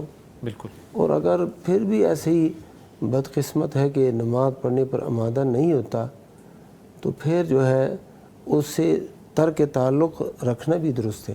ترک تعلق کا مطلب یہ ہے کہ وہ اس سے اس کو سمجھ آ جائے کہ یہ میرے دوست, میرے اہل علاقہ, میرے مجلس والے, یہ مجھ سے کیوں تعلق توڑ رہے ہیں اس بنیاد پر. تو اگر وہ اس بات کو سمجھے گا تو پھر وہ نماز پڑھنا بھی شروع کر دے گا. ٹھیک ہے جی, بہت شکریہ مفتی صاحب. شیخ ڈاکٹر صاحب آپ کی جانب پڑھوں گا. پوچھا گیا ہے کہ میاں بیوی کی قبروں کو ساتھ ساتھ بنانے کا حکم ہے کہ بعد میں ان کی قبریں مل جاتی ہیں. قبریں ساتھ ساتھ بنانے کا حکم ہے؟ ہاں, وہ کہہ رہی ہیں ایسا سنا ہے کہ قبریں ساتھ ساتھ بنانے کا حکم ہے اور بعد میں وہ قبریں آپس میں مل جاتی ہیں. کوئی حکم نہیں ہے, کہیں بھی نہیں ہے. نبی رحمت صلی اللہ علیہ وسلم. پڑھ لو سوال کیسے. شیخ سوال سیم ایسے ہی ہے کہ میاں بیوی کی قبروں کو ساتھ ساتھ بنانے کا حکم ہے کہ بعد میں ان کی قبریں مل جاتی ہیں. اچھا, کیا حکم ہے؟ یہ تو نہیں ہے کوئی.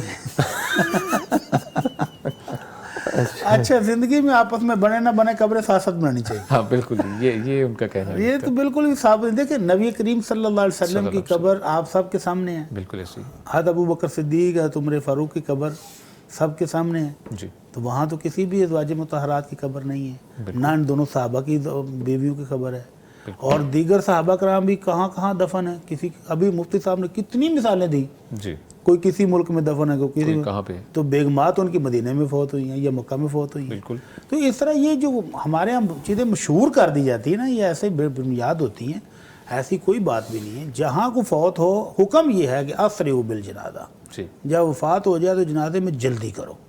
اگر وہ نیک ہے تو اس کے لیے قبر میں اللہ کے انعامات تیار ہیں، جلدی پہنچاؤ. سبحان اللہ. اور اگر وہ بری میت تھی تو اپنی گردنوں سے اتار کے اپنی جان چھڑاؤ. یہ حکم ہے ٹھیک کہ جلدی کرو، جہاں ہو جس علاقے میں ہو، خام خواہ اس کو دوسرے علاقے میں منتقل کرنا بھی درست نہیں. مفتی صاحب ابھی بتا رہے تھے نا کہ جنگ احد کے شہداء کو کچھ صحابہ میت مدینہ منورہ لے آئے تھے. اچھا ٹھیک ہے. حالانکہ مدینہ منورہ اور احد کا 8-10 کلومیٹر کا سارا فاصلہ ہے. اس کے باوجود اللہ کے نبی نے حکم دیا کہ جو مدینے میں لے گئے وہ واپس لے کر اچھا ان کو واپس لے جاؤ. واپس لے کر آؤ. اور ان سب کی تدفین احد پہ ہوئی. تو اس لیے جہاں کو وفات پائے کوشش کرنی چاہیے کہ جنازے میں جلدی کی جائے اور اس کو وہیں دفن کر دیا جائے. ٹھیک ہے ٹھیک ہے. ڈاکٹر صاحب مفتی صاحب آپ کی جانب بڑھوں گا. مفتی عبدالولی خان صاحب، پوچھا گیا ہے کہ تدفین کے بعد کتنی دیر تک قبر پر رک سکتے ہیں یا رکنا چاہیے؟ تدفین کے بعد نا ایک صحابی سے اس طرح کی ایک وصیت آئی ہے کہ اتنی دیر تک میرے قبر پر روک کے رہو، وہاں پر رہو جتنی دیر میں نا ایک اونٹ کو ذبح کیا جاتا ہے اور اس کا گوشت تقسیم کیا جاتا ہے. اچھا ٹھیک. ہاں جی. لیکن نبی صلی اللہ علیہ وسلم نے اس کی کوئی وہ حد بندی نہیں مقرر فرمائی ہے، اور حکم یہ ہے کہ جب تدفین ہو جائے دعا مانگو، اور دعا مانگنے کے بعد یعنی اس کے لیے ثابت قدمی کی دعا مانگو. فَإِنَّهُ الْآنَ يُسْأَلُ، ابھی اس سے سوالات پوچھے جائیں گے، لہذا ثابت قدمی کی دعا مانگ کے باقی اللہ کے سپرد کر دو. ٹھیک ہے ٹھیک ہے. بہت شکریہ مفتی صاحب. اور ڈاکٹر صاحب آپ کی جانب بڑھوں گا. شیخی ملک صاحبہ یہ نام سے آئی ڈی ہے، وہ لکھتے ہیں جی السلام علیکم، ہم 2 بہنیں اسکول جاتی ہیں اور میرے چاچو ہمیں اسکول سے لینے آتی ہیں بائک پر، اور میرا جسم اٹیچ ہو جاتا ہے، کیا یہ صحیح ہے یا نہیں؟ چاچو اور بھتیجی دونوں ایک دوسرے کے محرم ہیں، کوئی مسئلہ نہیں ہے. ٹھیک ہے. ہاں جی. اوکے بہت شکریہ. اگلے سوالات کی جانب پڑھیں گے. مفتی عبدالولی خان صاحب آپ کی جانب فرمائیے گا شیخ کہ کوئی شخص اگر لیٹ سپوز ہمارے ساتھ ایک ایسا آدمی ہے، یہ تو سوال ہو چکا ہے معذرت کے ساتھ، فطروں کی دعا کر رہے ہوں، اذان ہو جائے تو ہمیں کیا کرنا چاہیے؟ جب اگر تہجد کا وقت، تہجد کے بعد وطر ادا کر رہے ہیں تو فجر کی اذان ہو جائے اور اس وقت وہ دعا پڑھ رہے ہیں وطروں میں وطر کی، تو کیا کریں گے ہم؟ تو ہم وہ دعا مکمل کر کے پھر بیٹھ کے تشہد پڑھ کے، اور یعنی کہ رکوع سجدہ کر کے تشہد پڑھ کے سلام پھیریں گے. اچھا ہم جاری رکھیں گے؟ نماز مکمل کر رہے ہیں. نماز مکمل کریں گے. ٹھیک ہے. یعنی یہ نہیں ہے کہ روزہ تو ہے نہیں کہ اذان ہوگی تو بند کر دو. ہاں جی یہ نماز یعنی اذان ہو جائے، جی آپ اس عمل میں ہیں، نماز پڑھ رہے ہیں، تو وہ مکمل کر کے آپ کی وطر کی نماز مکمل ہو گئی ہے. ٹھیک ہے ٹھیک ہے. ڈاکٹر صاحب فرمائیے گا کہ کیا فوت شدہ خاوند کی اہلیہ کے عدت گزارنے سے خاوند کو بھی اجر ملتا ہے؟ بالکل. اگر وہ ساری زندگی اللہ کے رسول کی اطاعت اور فرما برداری کے مطابق زندگی گزارنے کی ترغیب دلاتا رہا ہے اپنے گھر والوں کو، اور وہ اسلامی تعلیمات کی پابندی کرتی ہیں، جی تو یقیناً خامد بھی اجر و ثواب کا حقدار ہوگا. بے شک. بالکل بالکل. ٹھیک ہے. مفتی عبدالولی خان صاحب، شیخ پوچھا گیا ہے کہ الرافع اللہ کے ناموں میں سے ہے، میرے بھائی کا نام محمد رافع ہے، یہ درست ہے کہ عبد الرافع رکھیں؟ یہ جو نام ہوتے ہیں بعض ایسے نام ہیں جو اللہ سبحانہ و تعالیٰ کے ساتھ خاص ہیں، جیسے الرحمن ہے. اب الرحمن صفاتی نام ہے اللہ کا، اب یہ انسان کام نہیں رکھ سکتے، بالخصوص جب اس پر ال بھی داخل ہو جائے الرحمن. اور بعض نام ایسے ہیں کہ جو مشترک ہوتے ہیں، جیسے رحیم ہے، کریم ہے، تو یہ رحیم، کریم، رؤوف یہ ایسے ہیں کہ یہ جب اللہ سبحانہ و تعالیٰ مراد ہو تو اس سے پہلے عبد لگائیں گے، عبد الرؤوف، عبد الرحیم، اس پر ال داخل کریں گے، اور عبد الکریم.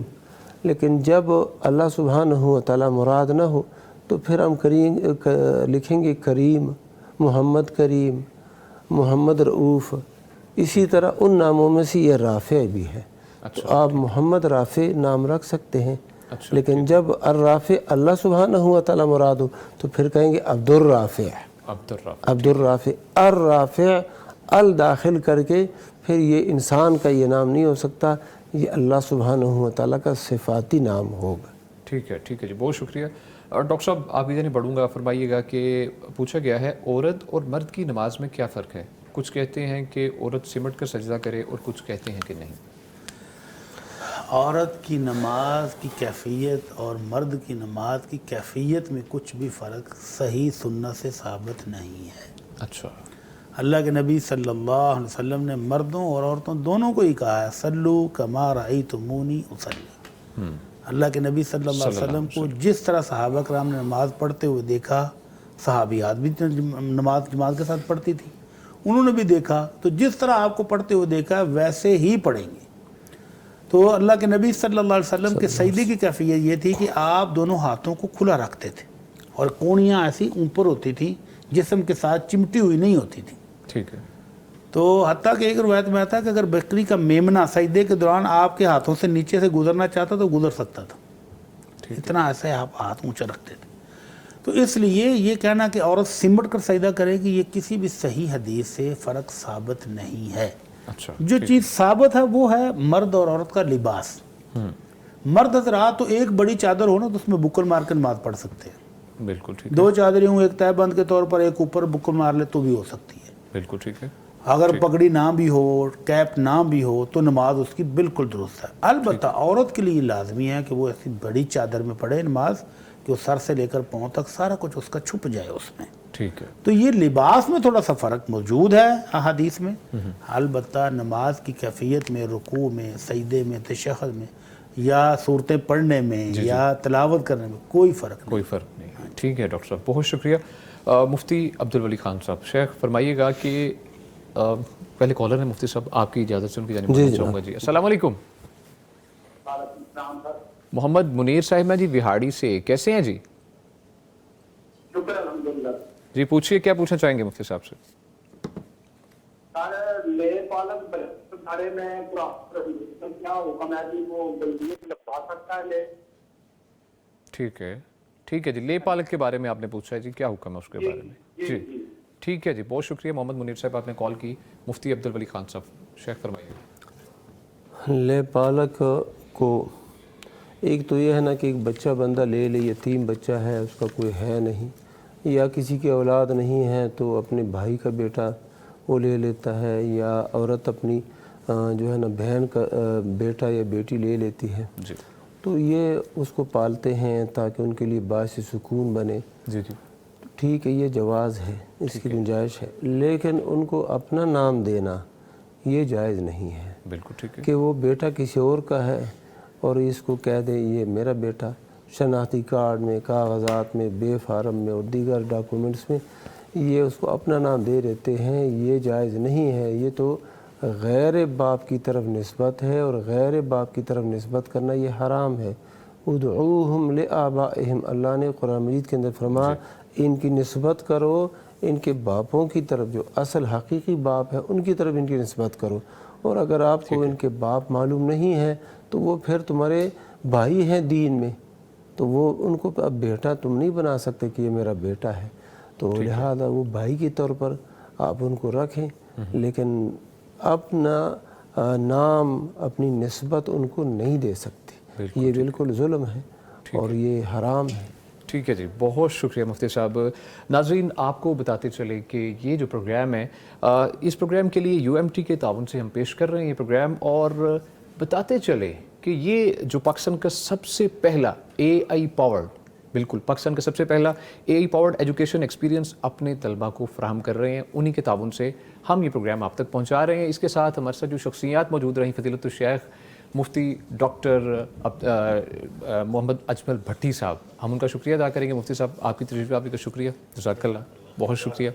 آپ کا یہاں آنا ہمارے لیے باعث فخر ہے، اور بہت سے ہم نے بہت چیزیں سیکھی الحمدللہ، اور ناظرین نے بھی سیکھی۔ ان کے ساتھ جو دوسری شخصیت ہیں جی فضیلت الشیخ مفتی عبدالولی خان صاحب، ان کا بھی شکریہ ادا کرتے ہیں۔ مفتی صاحب بہت شکریہ، آپ بھی تشریف لائیں, اللہ تعالیٰ آپ کو بھی اپنے حفظ و امان میں رکھے.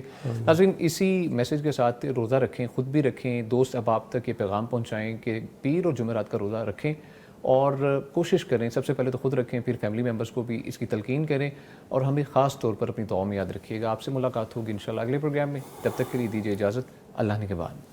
فاسألوا أهل الذكر إن كنتم